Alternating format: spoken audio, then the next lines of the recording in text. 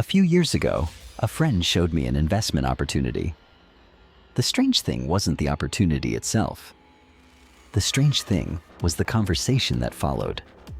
As he explained how it worked, I started noticing the warning signs. The returns seemed too good. The growth seemed too fast. And the entire thing depended on more people continuing to join. So I asked him a simple question. Do you actually think this will last? He paused for a moment and then said something I'll never forget. No. Then he smiled and added, but I think I'm early. That answer stuck with me because it completely changed how I thought about pyramid schemes. Most people assume the people joining these schemes are gullible, uninformed, desperate, or simply bad with money. But what if that's not what's happening? What if some people see the warning signs? What if they know the risks? What if they know the scheme probably won't last? And they join anyway? Why? Because the more I looked at it, the more I realized pyramid schemes aren't really lessons about investing. They're lessons about human psychology. They're lessons about hope, about fear of missing out, about social proof. That's why we have the myth that only gullible people join. Most people imagine pyramid scheme victims as people who don't understand money. But history tells a different story.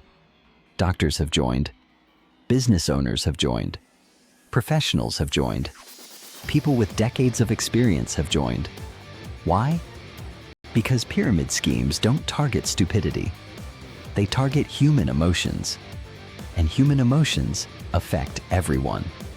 Let's look at the power of social proof. Most people don't join because of the company. They join because of people. A friend got paid. A cousin withdrew money. A colleague made a profit. A church member recommends it. A respected person joins. And suddenly it feels safer. Humans are social creatures. When enough people around us appear convinced, our brains assume there must be something we're missing. This is called social proof, and it's one of the strongest forces in human behavior. Another is the fear of missing out. Imagine hearing that people around you are doubling their money. At first, you're skeptical. Then another person joins, then another, then another. Soon the question changes. Instead of asking, "Is this real?" you start asking, "What if it is?" That's the moment psychology begins overpowering logic, because nobody wants to feel left behind, especially when money is involved. This leads to the "I'll be early" trap. This might be the most interesting part of the entire story. Some people don't actually believe the scheme will last forever. They know it's risky. They know it may collapse. But they tell themselves, "I'll get in early. I'll get out before everyone else. I'll take my profit and leave." The problem?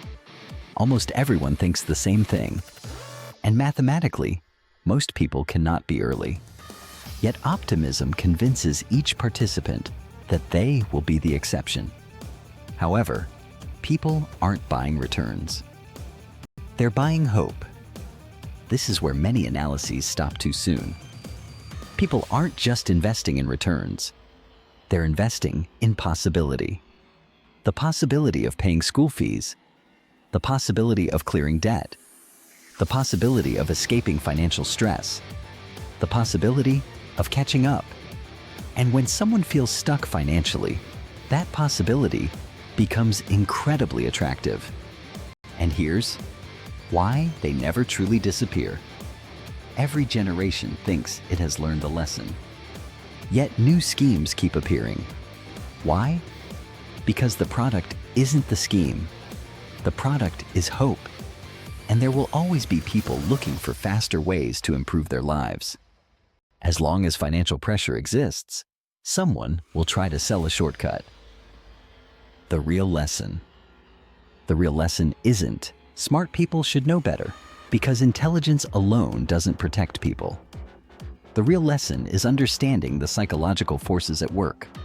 Social proof, FOMO, optimism, urgency, hope, Those forces can influence almost anyone. And once you understand them, you begin to recognize them long before money is involved.